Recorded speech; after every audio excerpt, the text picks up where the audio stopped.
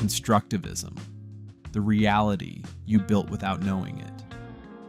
There's nothing in the soil, the wind, or the stars that tells you what a country is. No law written into the fabric of the universe that defines money, borders, governments, or why a red light means stop.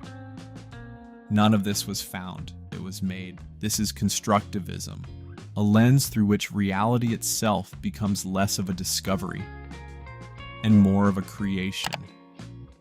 Constructivism is the unsettling realization that what we call knowledge, meaning, and even reality doesn't exist independently, waiting patiently to be uncovered.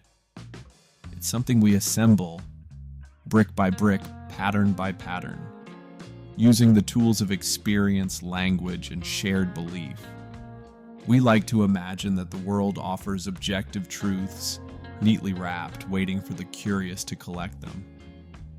But constructivism whispers a different story. One where knowledge isn't downloaded from the cosmos, but stitched together in the messy, recursive loops of human interaction. Look at time. You'd think time is universal, immutable, a river that flows in one direction. But not everywhere. In some cultures, time circles back on itself. The past and the future are less of a line and more of a spiral, a rhythm, a return. Even the feeling of time passing isn't biological, it's cultural. A framework so deeply installed in your mind, it feels like nature, but it isn't. Step back further. Money, governments, laws, science, ethics, none of them emerge from some raw, untamed universe. They emerge from minds, networks of minds, collectively hallucinating the rules of the game and agreeing to pretend they're real. But this isn't just philosophy for philosophers. It's the blueprint of every classroom, every institution, every conversation. The old model imagined students as empty containers, waiting to be filled with facts. But constructivism turns that inside out. You are not a passive receiver of knowledge, you are an architect of it. Learning isn't consumption, it's construction.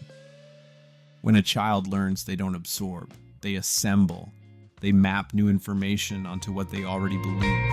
And when it doesn't fit, they change the map, or sometimes they change the world to match the map. This isn't limited to classrooms. Even the most rigorous sciences aren't perfect mirrors of reality. They're models, provisional, useful, elegant structures we've designed to make the infinite slightly more comprehensible. A physicist isn't discovering the universe as it is. They're building languages that allow us to speak about it. And those languages come with biases, limitations shaped by culture, by technology, by the cognitive scaffolding of the human mind. Now push this one step further. Imagine the future, where consciousness itself transcends biology, where sentient AI, digital minds, post-human entities construct entirely new frameworks of reality, concepts we cannot begin to imagine, not bound by linear time, not constrained by human sensory limitations. For them, the color red might not mean stop. It might mean a branching in a quantum decision tree, or an emotional frequency beyond anything biology has evolved to feel. Perhaps these minds won't measure time in seconds or centuries, but in shifts of probability across multiversal landscapes. Their physics won't describe mass and energy, but patterns of informational flow through dimensions we haven't yet invented words for. They won't inherit our constructs, they'll invent their own. Constructivism doesn't mean truth is irrelevant. It means truth is relational.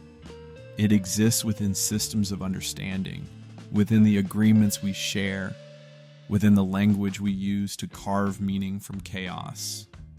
It's not that reality is fake. It's that reality, as you experience it, is a negotiated interface between the unknown and what your mind is capable of making sense of.